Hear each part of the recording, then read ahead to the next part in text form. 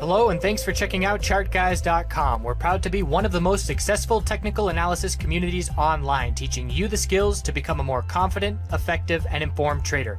Join our community of hundreds of analysts worldwide working together to learn the charts, generate profit, and achieve financial independence. For access to daily live chart analysis and market coverage, a thriving chat community, along with dozens of hours of exclusive educational materials.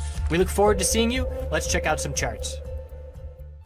Hey traders, checking in on the broader market. So we had a pretty wild FOMC reaction. It was a decent setup for the bears. And right now, could this be a daily bull flag for SPY? Yes, that's possible, but the bulls need to show up here soon. If we see a solid red day tomorrow, we're still looking for a daily higher low, anything above 299.47 with tons of space, but it would no longer be a daily bull flag at that point. Pretty much I would say if 317.16 breaks, daily bull flag odds decrease significantly. That's a level of support before a gap fill to 313. And then we'll be watching the daily 12-period exponential support as well. So what has marked our top at this point, that 12-hour RSI in hindsight, was a great signal. We saw our high, low of the pullback, cooled it off, failed to break to a higher high, and now we're seeing more pullback. So bears definitely need more follow-through. There's no doubt about that, but it's at least initial signs of weakness and daily consolidation that we were overdue for. The FOMC reaction that had a nice bear setup, high of yesterday resistance, let's go back to SPY. High of yesterday resistance was 322.37. High of today, 322.39. So we rejected, or we broke that level by 2 pennies, but we did not see any follow through. So as soon as that happened, so here's a bull reaction, 2-minute higher low, double top with the high of yesterday, 2-minute higher low, and at that point the head and shoulders started to show up. And we said, all right, if we can't break that high and we roll over and lose the 2-minute uptrend, we have a double top and then a bear break, and the bear saw significant follow through. We ended the day with a 15-minute equilibrium with just a lot of volatility with the low, high, double bottom, lower high, and we're breaking support here after hours. So now we're looking down at the low of SPY, 318.22, and if the bears are going to get follow through overnight, they need to see a break of this support here on SPX 500 USD, 3181.90.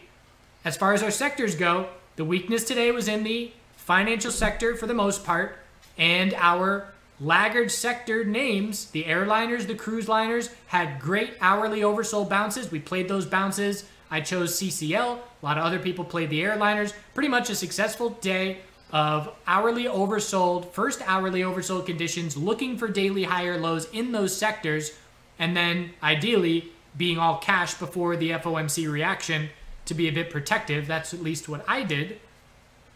And so now, from here, we'll be watching, can the bears get followed through? IWM, we're looking for a daily higher low compared to 136.41. A lot of weakness, gap to fill at 145.60. That has not filled yet. And again, watching for hourly oversold conditions. We got it. First hourly oversold pullback when looking for a daily higher low. Solid bounce, but no hourly trend change, which is keeping the bears in control in the short term.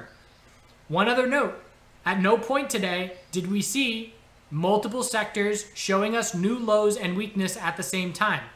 QQQ, lead bull, new all-time highs. All-time highs on Microsoft, Apple, Facebook, Amazon, just NVDA. The bulls were on fire in that sector.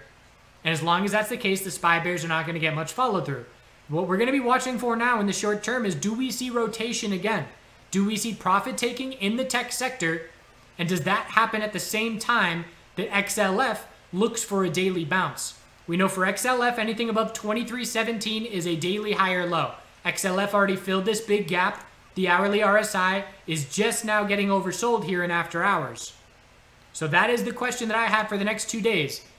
And keeping in mind that if we're looking at airliners or cruise liners, we're watching XLF or gambling names or any names like that. So we are watching for, will we see a bounce in XLF when QQQ tops out? And that will help keep the overall market healthy and balanced. If XLF keeps dropping in reaction to the FOMC, and then QQQ starts to sell off, that's when the S&P 500 can see significant weakness.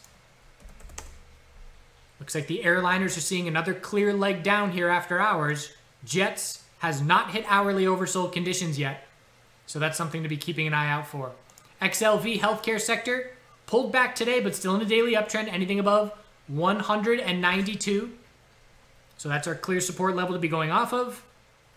Again, for bears to prove follow through, we need to lose daily uptrends. We need to see XLV break this support level. XLF and QQQ aren't going to lose daily higher lows anytime soon. So they would have to establish a new daily higher low, bounce with no follow through, and then drop to lower lows. But we're definitely seeing this weakness carry through in after hours.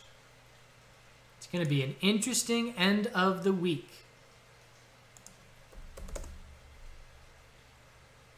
SMH. Resistance was 152.15. We broke that level. No, it wasn't. It was 154.77, and we double topped at that level. So daily bull flag failing to confirm, and if we drop down and break 149.46 from here, it'll be a very notable bear break for me, because that'll be a double top and then a loss of the daily higher lows. So that's something the bears absolutely want to see follow through from here. Not a bad time to hedge long-term positions and remain protective. We're at a point where we watch for the scales to flip. The bottom of the dump was seen when everybody was bearish. Everybody that was going to sell long positions had done so. Everybody that was going to short had done so. And then you see that violent flip of the scales and a significant shift. We're in the exact opposite scenario. Everybody that's going to go long, we're watching for. Has everybody that's going to go long, go long? Has everybody that's going to cover a short? Is everybody giving up on bear plays? And we're starting to see that. We're seeing massive euphoria in social media. So that tells us to pay attention. Now, again, this SPY daily consolidation could absolutely just be a healthy daily higher low. And what the tech sector does from here is going to help us gauge whether that's the case or not. But with as far as sentiment is concerned, definitely you don't want to be on the same side of the boat as everybody else. If everybody's looking in one direction, it's time to start looking in the other direction, because the boat will flip if everybody's on that one side. The VIX, seeing some bounce follow through. Daily resistance, 30.60. Anything under that is just a lower high. So that is the most important level. If we break it, we will still need a daily trend change, but the odds of a daily trend change will increase if we break that 30.60 level. If we don't break it, still a possibility for a daily trend change. It's just going to be a little bit harder for the bulls to pull off, in my opinion. Gold had a great response to the FOMC reaction. Tons of space for a daily higher low to form when this tops out. 1745 resistance is our lower high, but bulls are very comfortable, and the weekly time frame is a bull flag still, backtesting and holding exponential support. We just need that daily trend change to confirm the bulls are back in full control. Silver is all about 1840, the top of this move, and that is resistance that is approaching. It would require a very hard rejection to lose the daily uptrend from here. Miners loved the action today. At the end of the day, we had SPY in an equilibrium and gold breaking out, and at those periods where SPY and gold were going up at the same time, these miners responded very well.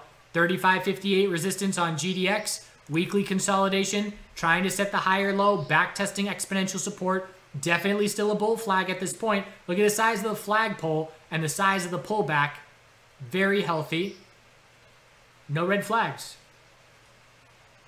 And oil, failing to break the bull flag, failing to confirm it, but no red flag. Same as SMH. Yes, it's a rejection, but there's no red flags for bulls unless we break 3707 support, which is that little daily higher low. And natural gas, bear break, straight into a significant bounce. So bulls playing defense, but doesn't mean anything unless they go on offense, with 1722 as resistance that has to break. So overall, consolidation is underway. Daily higher low is anticipated. It's just a question of, will it be a bull flag? You know, if we pull back just a little bit more, daily bull flag possible. If we start to see a significant pullback, still looking for the daily higher low, but then we'll be watching for the potential of a lower high and lower low confirming a daily downtrend being a possibility. Continuing to watch how these sectors respond to each other every day, and the most important factor for the next 2 days is, does XLF bounce when QQQ pulls back from the all-time high and loses the hourly uptrend from here. That is the most important thing that I care about over the next 2 days.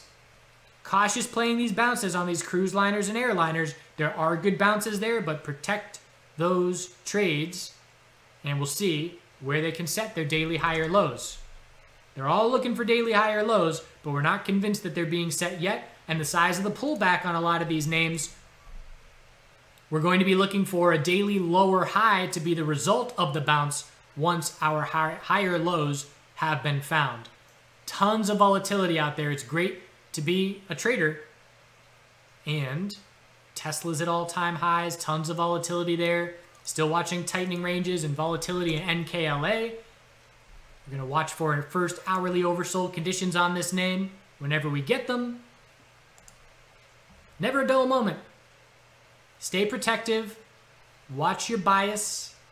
Don't just blindly buy all dips thinking everything's going to go up forever, because there will be a point in time where everybody that's going to go bullish, including all these Robinhood traders, will have done so, and there will be no more cash to go into keeping things going higher and higher and higher.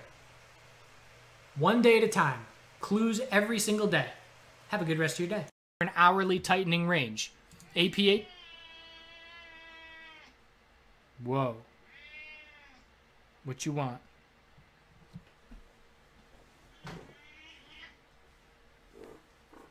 APHA is a potential bear flag on the daily time frame. It's a weak bounce. If we break the lows of today on any names that look like bear flags, we are going to be looking to confirm those bear flags with lower lows. Bro, you're really messing with my flow.